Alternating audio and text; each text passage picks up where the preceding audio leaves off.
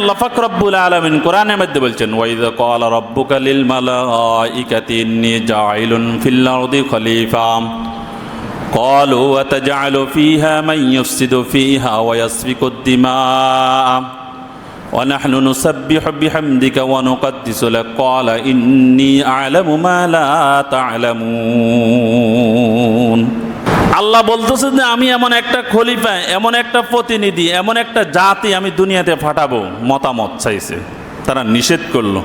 ওয়ানাহনু নুসাব্বিহু বিহামদিকা ওয়া নুকদ্দিসু লাক, তাসবিহ পাঠ করার ক্ষেত্রে, জিকির আজকার করার ক্ষেত্রে, রুকু করার ক্ষেত্রে, সেজদা করার ক্ষেত্রে আমাদেরকে যেই অবস্থাতে আপনি আমাদেরকে রেখে দিয়েছেন, যে দায়িত্ব আমাদেরকে দিয়েছেন, ওই দায়িত্বগুলো তো আমরা পুঙ্খানুপুঙ্খানুভাবে পালন করতেছি।